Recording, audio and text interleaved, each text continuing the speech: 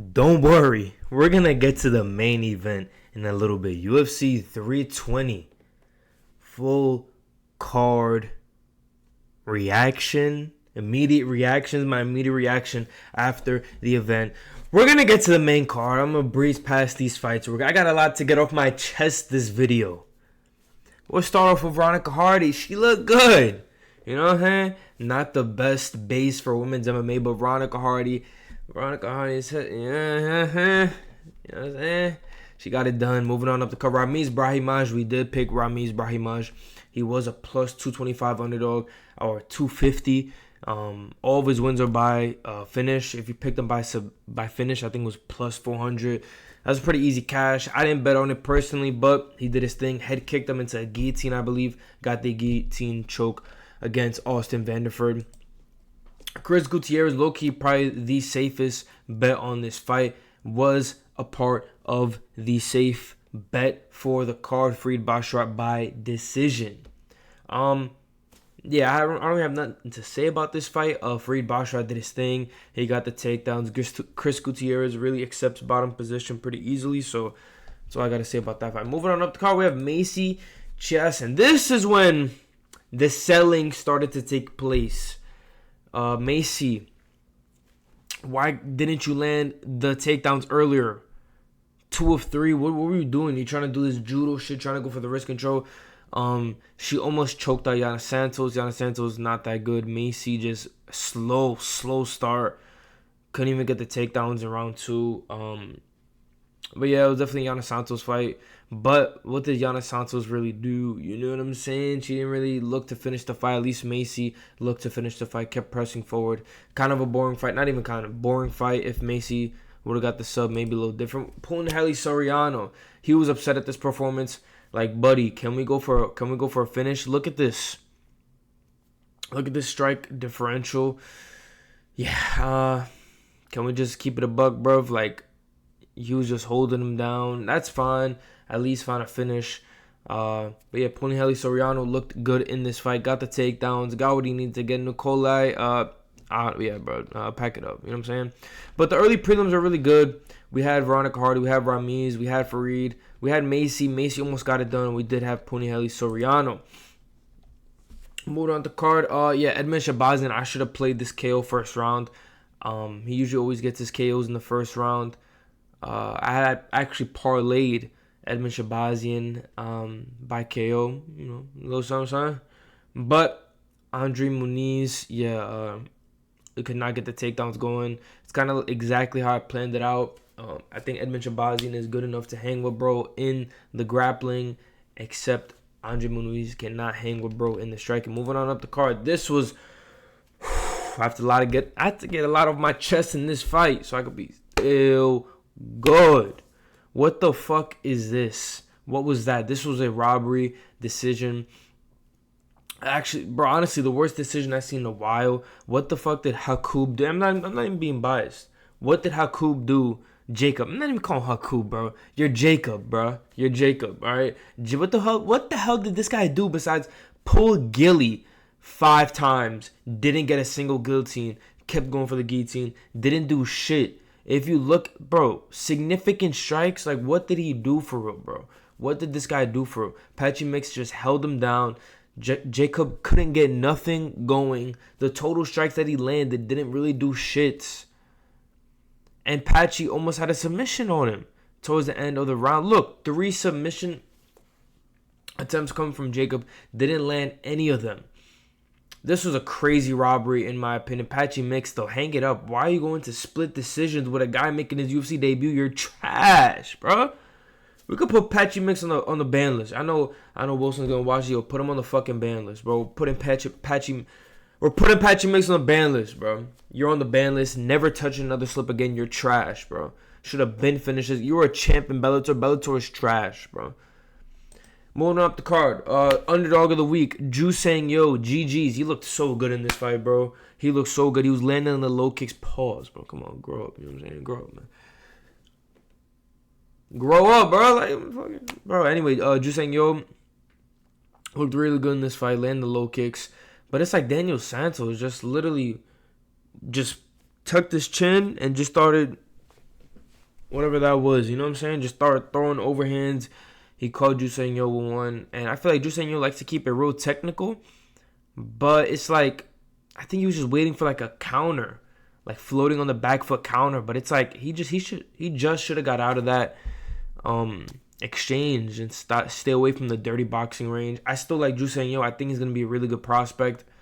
And yeah, man. I mean, Daniel Santos, bro, fat as hell. Came in fat as hell. Terrible weight cut. Had a weight advantage over Jusen Yo, but it's like, bro, he looked terrible in this fight. So yeah. Moving on to the card, Tristan Vines. I really felt bad for bro. I could tell he really wanted to win this. And honestly, this wasn't like a crazy performance from Ateba. It was more. I'm wondering how much they gave Vines to take this fight, because we all know the KO was gonna happen, but this wasn't that bad of a KO.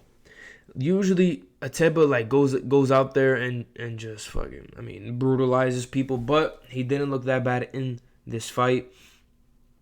I do like Tristan Vines though. He does look good in his fights. I mean, not in his fight. I like Ateba Gutierrez. He does look good in his fights, but this one was you know what I'm saying? We all knew this was gonna happen. I felt bad for Vines, but it's like, bro, no disrespect, you had a low chance of winning this. You couldn't really prepare. You weren't really in the best shape.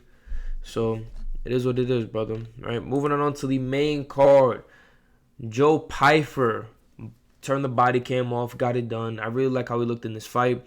Abus Magomedov gasses out, and Pyfer was really just applying that pressure and made sure Abus was gonna gas out.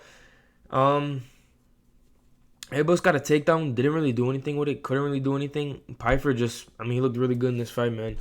Definitely looked like a minus 245. Moving on the card, we had Yusuf Zalal by submission was a plus 500. Submitted Emmett literally, you see it there in a minute 30, bro. That was light cheese for Zalal. Give him a better opponent, man. Give him a top 5 opponent. Maybe Mavzar versus Zalal. Maybe Lerone Murphy. I don't think Lerone Murphy should get a title shot. He should, but at the same time, I don't know. Maybe Lerone Murphy, Diego, and then maybe Mavzar versus Volk. We'll have to see. But yeah, I think Mavzar is gonna be a little harder a little easier matchup for Volk than Lerone Murphy. Then we have Yuri Prohaska versus Khalil Roundtree. Man, watching this fight live, man, I was just like, Khalil's too aggressive early on. I'm texting my friend. I'm like, yo, Khalil's way too aggressive early on. Way too aggressive. He just came out trying to headhunt. And bro, Yuri has shown he has a good chin. It's just the only person to knock him out is Pereira. Pereira, literally, his power is bro, he might be the most powerful puncher in the UFC. So it's like, that's who's knocking out Yuri. Khalil Roundtree, he had the wrong game plan, bro. He wasn't really throwing him a lot of leg kicks as much as I wanted him to. His low kicks were getting checked. It is what it is, right? But it's like, where the kicks up high, man. Where the kicks up high. And then, like, he was trying to box with Yuri, and Yuri's head movement was, like, just looking good. So in this corner, gave him the advice to, yo, bro, start going to the body. But he got, I had a play on Yuri, just like a YOLO play. Yuri by decision, plus 650. I was like, bro, this has a good chance of cashing. And then I thought it was gonna cash, but Khalil just gassed out, man. He tried to hop into Yuri's fight, and it's like, bro, my fault. But it's like, bro, Yuri is known for having these crazy exchanges. You should have kept the range. Stop trying to do this like dirty boxing that Yuri loves to bring people into. You kind of just fell for the bait, man. You got to stick to the game plan, leg kicks. He was trying to take Yuri's head off, and like he landed a couple times, but it's like Yuri's like, okay, I could take a punch. What you want to do? He messed up in that, but I think Khalil will be back stronger. I don't know who they're gonna have him versus. Maybe Dominic Reyes versus Khalil. That'd be a tough matchup. I'll probably have Khalil in that one. But moving on up the card, we have Merab Dvalishvili versus Corey Sandhagen. We all knew this was gonna happen. 20 of 37 takedowns. Yeah, bro, Merab just the cardio machine. Corey just looked overwhelmed, as do all Merab's opponents. Merab was actually winning in the striking exchanges, man. Knocked down Corey.